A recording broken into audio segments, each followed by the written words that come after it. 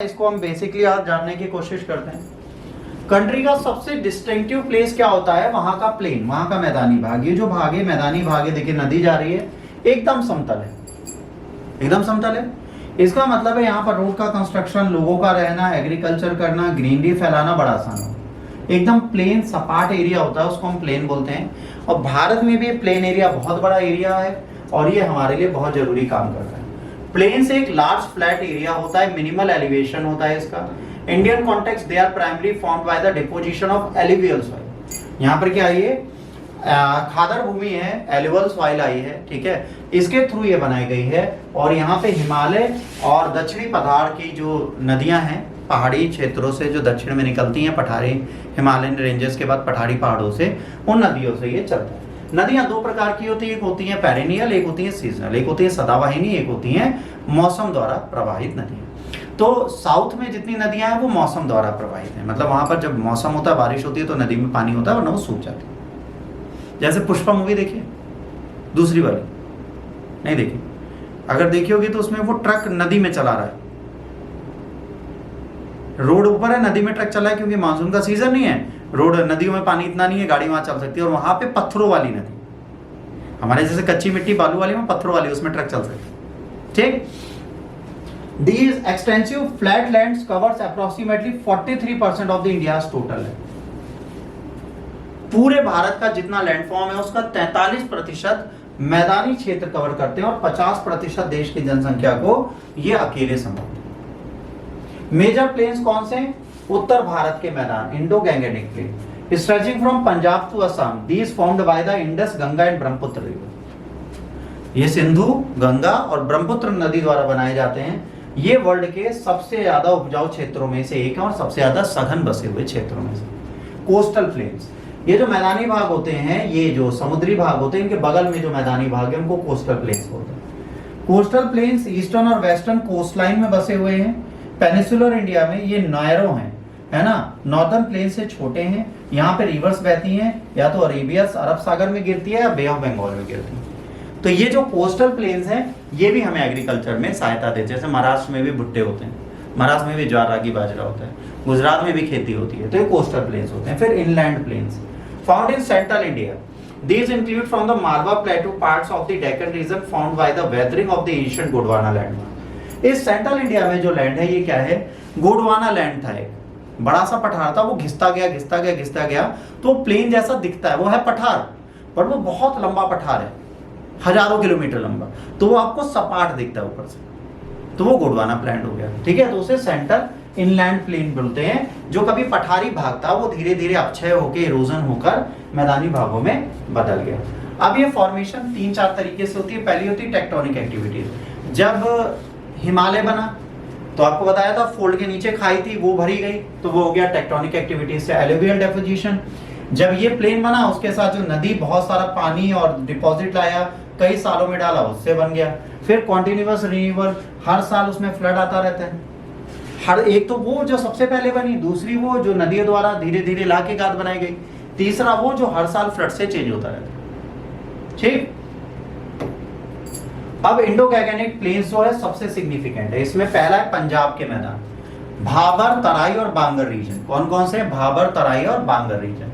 गंगा के प्लेन को अपर, मिडिल और लोअर रेंजेस में बांटा जाता है। ब्रह्मपुत्र प्लेन को असम घाटी का प्लेन बोला जाता है, ठीक। ये 3 तरीके के मैदान आपको पाए जाते हैं यहाँ पर।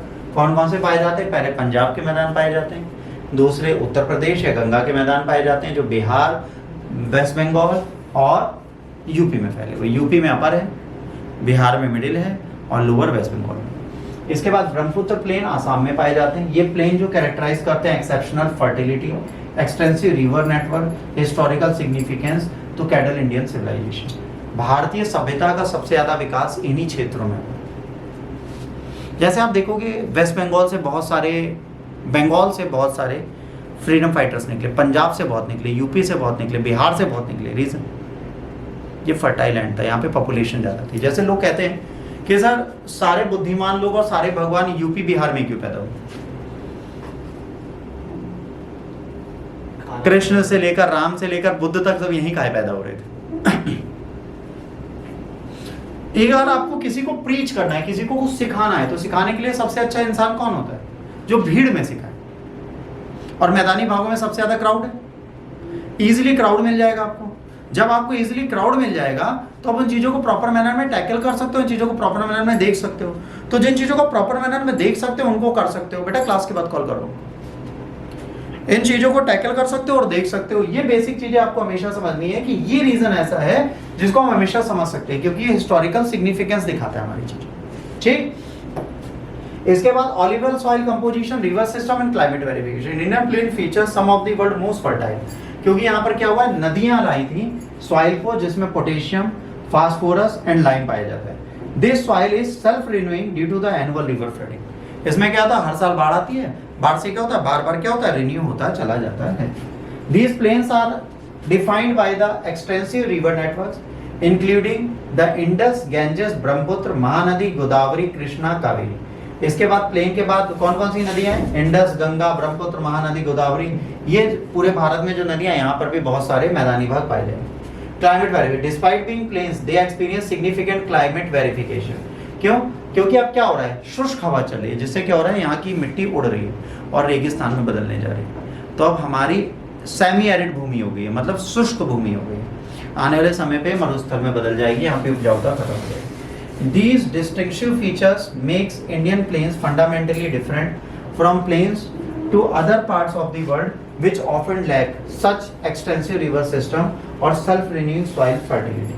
ठीक है, ये ऐसे सिस्टम है जो क्या करते हैं, हर साल सॉइल की फर्टिलिटी को बदलते रहते हैं और बनाते रहते हैं। फॉर्मेशन, प्राइमरी ऑलिवियल डिपोजिशन हुआ माउंटेन रिवर से, various origin, glacier, volcanic erosion हुआ, तब ये प्लेन्स बने। एज रिलेटिवली इंडियन प्लेन्स की जो है कैसी है, 20 मिलियन की है। ये बहुत पुरानी, क्योंकि ये वॉल्केनिक इरप्शन वगैरह से बने। ब्लैक सॉइल, रेड सॉइल, ये सब कैसे, लावा, पठार, इन सब से बना। इसके बाद फर्टिलिटी यहाँ पर बहुत ज्यादा है, यहाँ पर कम है, क्योंकि साल करोड़ों साल पुराने। ये जब से भारत घूम रहा है तब से, बिलियन ऑफ ईयर्स पुराने। हाई डेंसिटी है यहाँ पे पेरिनियल रिवर की, यहाँ पर सीजनल रिवर बहती है। दक्षिण भारत में कौन सी बहती है, मौसमगत। इसके बाद पॉपुलेशन यहाँ पर बहुत ज्यादा है, यहाँ पर कम है। Continuous renewal of the soil fertility, annual flooding, ये सब कहाँ होता है, यूरोप, नॉर्थ अमेरिका और ऑस्ट्रेलिया में इंडियन प्लेन्स के कंपेयर में का ज्यादा होता है। डिस्टिंक्शन कैसे है, क्योंकि जो plains Europe, North America, Australia में, वहां पर भी ये होता है, बट इंडिया में ज्यादा फ्लड्स आते हैं, ज्यादा सॉइल फर्टिलिटी बढ़ती है और ये हमारे लिए बेहतर काम करती है। इसके बाद economic and cultural significance, agriculture importance है।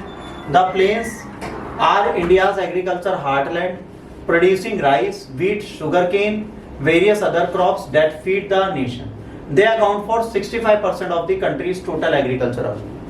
भारत के 65% उत्पादन को ये लोग करते हैं। पॉपुलेशन सेंटर, दिल्ली, कोलकाता, लखनऊ, पटना, ये इंपॉर्टेंट सेंटर्स हैं जहां पर लोग रहते हैं। यहाँ पर एजुकेशन, गवर्नेंस और कॉमर्स की बहुत सारी एक्टिविटीज होती हैं। Historical significance, the plains have witnessed the rise and fall of numerous empire. यहाँ पर बहुत सारे राजवंश आए और रहे और शासन किया, ठीक है, और यहीं से इंडस वैली सिविलाइजेशन से मुगल एम्पायर तक ने शासन किया। Cultural diversity, the plain host diverse cultural tradition. यहाँ पर कई सारी भाषाएं, कई सारे धर्म हैं, कई सारे लोग हैं, कई सारी कल्चरल आइडेंटिटी हैं, जिसके साथ लोग यहाँ पर रहते हुए दिखते हैं। अब अगर प्लिम्स का एग्जाम देना है तो आपको क्या देखना है, प्लेन्स कहाँ कहाँ है, रिवर सिस्टम क्या है, एग्रीकल्चर पैटर्न और क्रॉप डिस्ट्रीब्यूशन क्या है, और सॉइल के टाइप क्या है। जो अलग अगला चैप्टर होगा हमारा, जिसे हम पढ़ेंगे कि यहाँ पे टाइप्स ऑफ सॉइल्स कैसे हैं और इनको हम कैसे देखेंगे। मेंस में क्या होता है, इंपैक्ट ऑफ द प्लेन्स। जो प्लेन्स है उसने हिस्टोरिकल डेवलपमेंट कैसे किया, प्लेन्स और पॉपुलेशन डिस्ट्रीब्यूशन का क्या संबंध है कि मैदानी भागों में ज्यादा जनसंख्या रहती है। पर्यावरण में क्या चैलेंजेस हैं कि जो मैदानी भाग है वो क्या झेल रहे हैं, सॉइल डिग्रेडेशन। मैंने बताया था ना, मिट्टी अपक्षय हो रही है। मृदा अपक्षय का मतलब है शुष्क होती है तो वायु उड़ा ले जाती है, और फ्लड आता है तो घर तबाह हो जाते हैं। तो ये दोनों समस्याएं देखनी पड़ती हैं। इकोनॉमिक सिग्निफिकेंस क्या है, हम किस तरह इकोनॉमिकली इसको यूज कर सकते हैं, और कॉम्परेटिव एनालिसिस करना है प्लेन्स का कि दूसरी कंट्री के मैदानी भाग और हमारी कंट्री के मैदानी भागों में क्या डिफरेंस है। ठीक है, तो ये बेसिक चीजें जो मेंस में पूछी जाएंगी। अब हमें क्या समझना होगा, हमें समझना होगा अंडरस्टैंडिंग फॉर्मेशन कैसे हुआ, ये आपको एक बार ध्यान से देखना है। मास्टर करना है कि कौन से रीजन में कौन से मैदानी भाग पाए जाते हैं, कौन से नहीं पाए जा सकते। फिर हमें ये देखना है कि कहाँ पे किस प्रकार की कृषि होती, किस प्रकार की कृषि नहीं होती। तो इन सब भागों को हम पढ़ेंगे सॉइल के चैप्टर में। जब हम मृदा का भाग पढ़ेंगे तब इनके बारे में डिटेल हम सारी बातें करेंगे, उसके लिए परेशान मत होइएगा, ठीक है। ये सारी चीजें की हम लोग बात करेंगे प्रॉपर मैनर में टाइम के साथ।